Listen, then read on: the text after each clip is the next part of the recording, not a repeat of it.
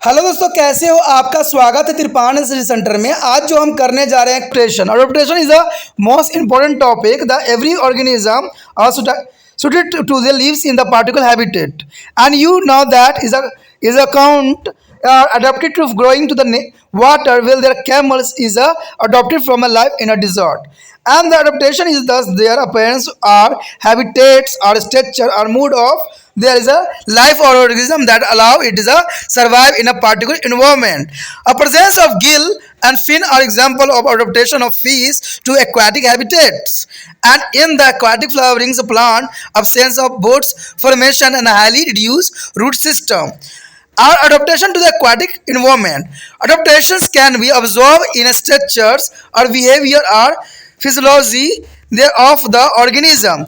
There is a physiology of the organism, and the adaptation have a genetics is a basis of has been involved to the perfectly to throw there is a evolutionary process. The following are example of basic adaptation that help the animal and plant to be survive in their is a respective environments. The first important point here is the shape of birds of beaks is suited to the kind of food it's a need to the pursuer, and there is again their thickness of the thinners of their fur depend on the limited in which their animal lives, and presence of features and the wings of birds a movement in air, a presence of thorns and the leaves their stem and protection from is a herbivorous. There is the most important here. Show this diagram. Here show the adaptation in the types of as beak in the bird. There are beaks of different birds adopted for the feeding on different kind of food and plant with the thumbs or protecting. There is the most important diagram show here.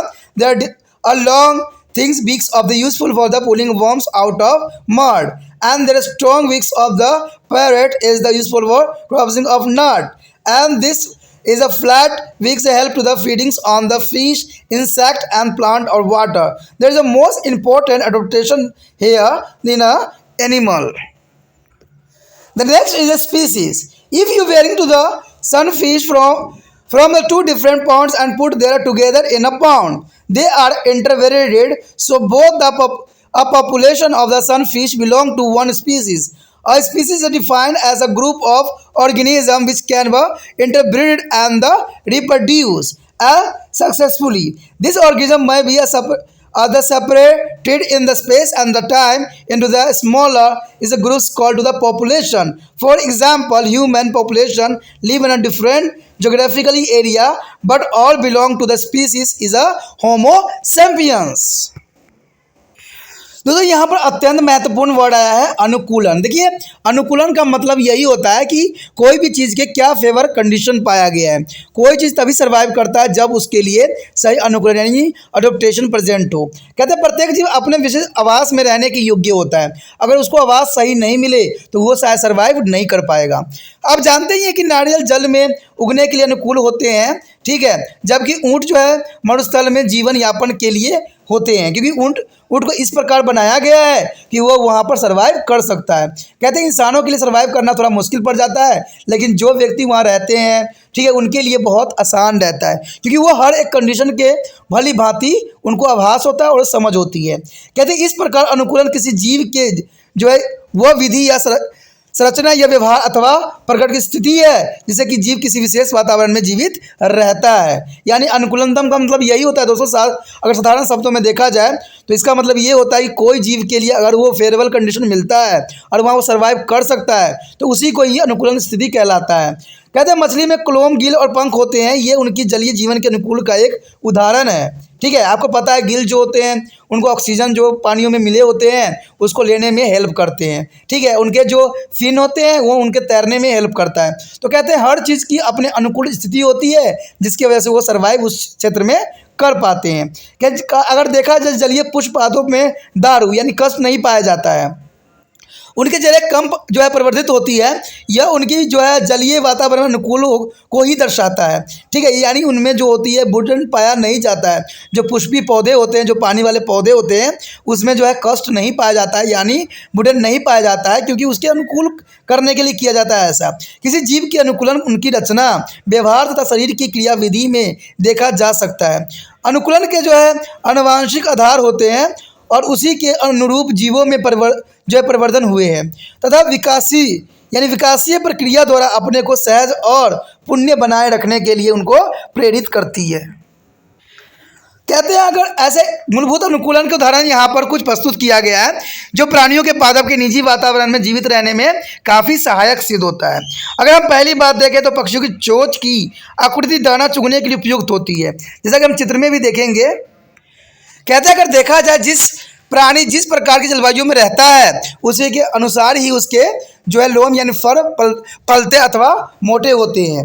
कहते हैं ये बहुत काफ़ी important होता है कि पतला होना या मोटा होना प्राणी की जलवायु पर निर्भर करता है। वायु में उड़ने के लिए पक्षियों में जो है पिश यानी पर और पक्ष डेना होते हैं। कुछ पौधों की पत्तियां और तने पर कांटे मौजूद होते हैं जो शाकाहारियों से उनकी रक्षा भी करते हैं। यहाँ पर कुछ एक एग्जाम्पल दिया गया है जो कि उनकी स्थिति को दर्शाने के लिए पर्याप्त है। देखिए यहाँ पर एक देखा गया है कि डिफरेंट जो है पक्षियों के जो है उसके चोंच दिखाए गए हैं। पक्षी चोंच के प्रकार का अनुकूलन विभिन्न प्रकार के पक्षियों की चोंच विभिन्न प्रकार खाद्य पदार्थों को खाने के लिए अनुकूल होते हैं। जैसे कि पहला में आप देखोगे कि इसके बहुत लंबे होते हैं, तो लंबे इसलिए होते हैं कि वो बहुत ही आसानी से जो है धरती के अंदर जो भी कीड़े मकोड़े होते हैं वो आसानी से उसको खींच सके। अगर आप तोते को देखोगे, पैरट को देखोगे तो इसका काफ़ी स्ट्रॉन्ग होता है क्योंकि ये नट को खाता है, ठीक है, इसलिए इसका काफ़ी स्ट्रॉन्ग होता है। अगर यहाँ पर अगला देखोगे चपटी चोंच वाले को देखोगे तो वो जो चपटी चोंच इसलिए होता है क्योंकि इसको जो है मछलियों अगर खाती है तो उसकी मछली के लिए पकड़ने के लिए ये पर्याप्त हो, यानी उससे जो है मछली भाग ना सके, ठीक है, या कीट पतंगों को खाने के लिए पर्याप्त बनाई जाती है। दूसरी तरफ अगर देखोगे तो यहाँ पर जो है अगला पार्ट ख में दिखाया गया है कि एक पौधा है जिसमें बहुत सारे कांटे लगे हुए हैं। आखिर फूल में कांटे क्यों होते हैं?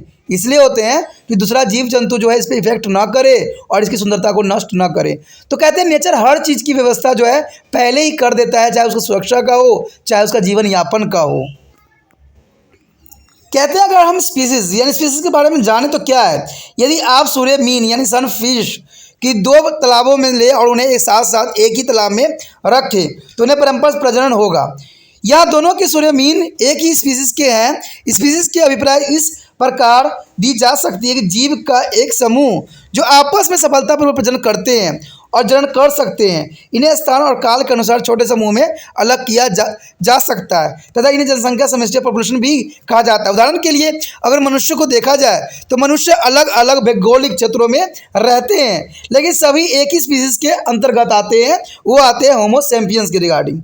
तो यहाँ स्पीसीज का मतलब दोस्तों यही होता है, चाहे वो स्पीसीज किसी भी समय किसी भी काल में रहे हों चाहे किसी भी परिस्थिति में रहे हों, वो एक ही स्पीसीज की कहलाते हैं, ठीक है। अगर उनमें प्रजनन भी कराया जाए तो वो प्रजनन होगा क्योंकि वो सेम स्पीसीज का है। जैसे इंसान को ही ले लीजिए, चाहे अमेरिका, अफ्रीका, ऑस्ट्रेलिया जहाँ के भी ले लीजिए, अगर ये दोनों में मैरिज होता है तो इनसे जीवन उत्पन्न होगी क्योंकि ये बेशकली कहते रहते कहीं और है लेकिन इनकी स्पीसीज जो है एक सामान्य है, यानी ये सारे के सारे जो हैं साइंटिफिक लैंग्वेज में इनको होमो सैपियंस के स्पीसीज के नाम से ही जाना जाता है।